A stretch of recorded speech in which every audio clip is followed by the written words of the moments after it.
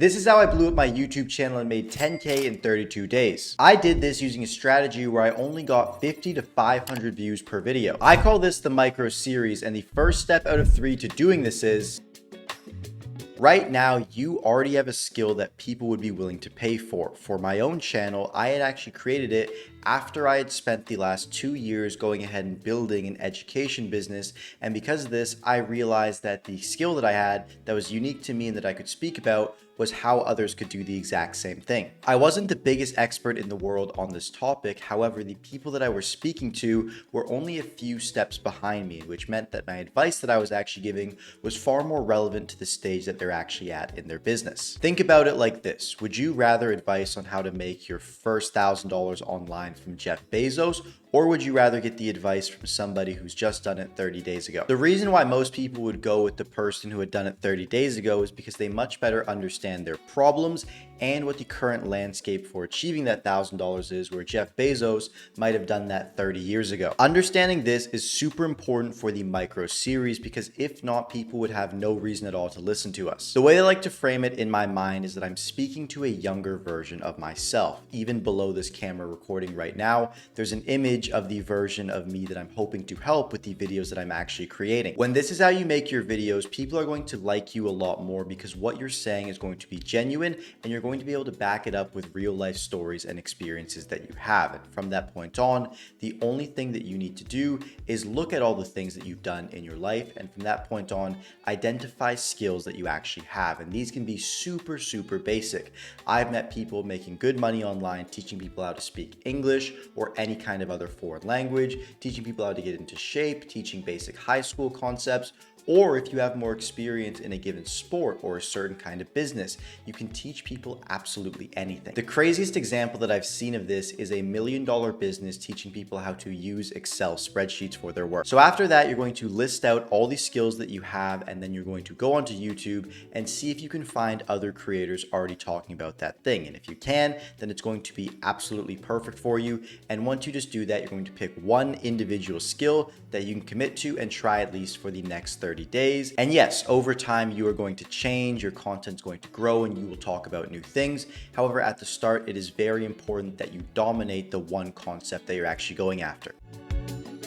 Before I did the micro series strategy on the channel that you're watching right now, I failed at YouTube for a very long time because I was trying all of the tactics without understanding why. I tried Mr. Beast thumbnails, I tried retention editing, I tried SEO tactics, and I paid 7 different content teams to make my videos, but nothing seemed to work at all. Nothing had worked for me in the past. I was just guessing, and honestly, this is what was hurting me the most. And the second that I accepted that I might not be as good at making YouTube videos as I once thought I was actually able to break through and begin growing. Producing quality content is obviously my end goal, but the only way to actually get to producing quality content is by putting in massive amounts of quantity first, and then from that point on, looking at what actually works. There's a famous study that's known this all along. There's 2 groups of university students in a photography class. Group A here was only asked to take 1 photo that would be graded for their entire semester, and Group B here was asked to take as many photos as possible.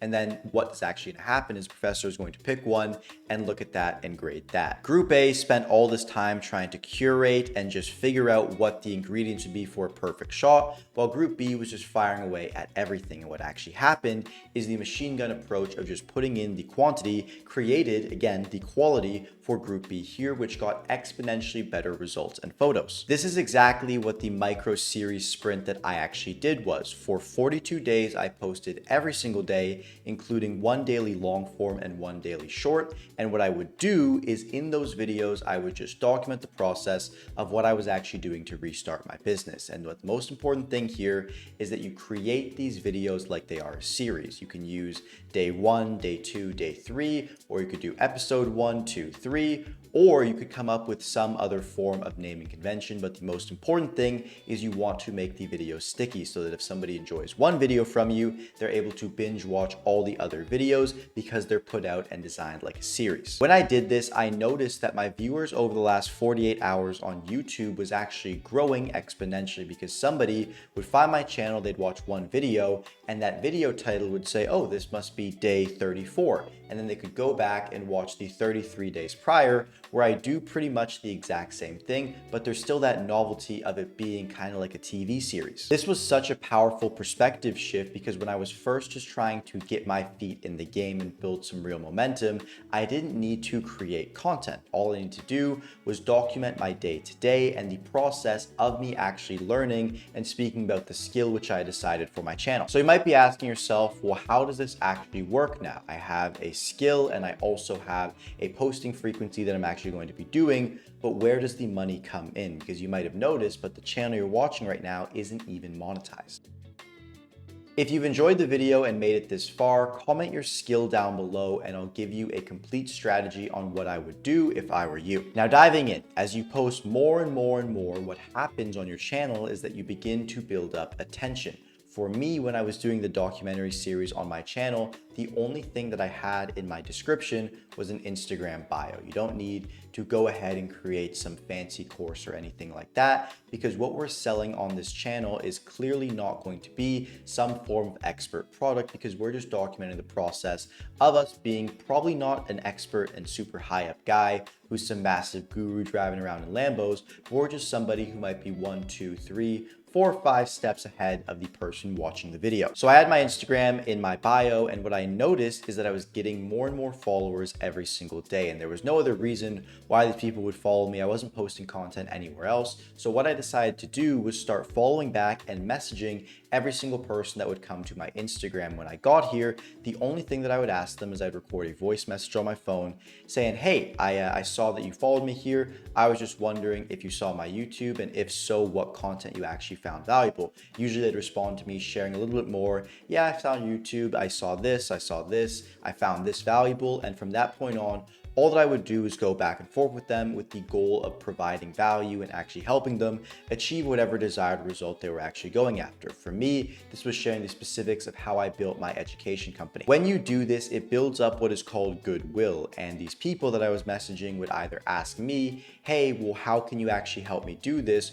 Or I would ask them, hey, I noticed XYZ. I'm actually able to go ahead and help you with that. And when you frame it, again, from a point of just helping people, you're able to just ask people what they want, and then as a result of that, give it to them. And it's all going to be centered around the specific skill that you pick and your unique domain. And for me, just doing this, sharing my education, business skills, insights, and just overall how I ran my company, I was able to bring on board the clients that paid me the $10,000 I showed you at the start of this video. And that's how simple it can really be. So I hope that the time you spent on this video is worth the value that you got in return, and I look forward to seeing you in the next one.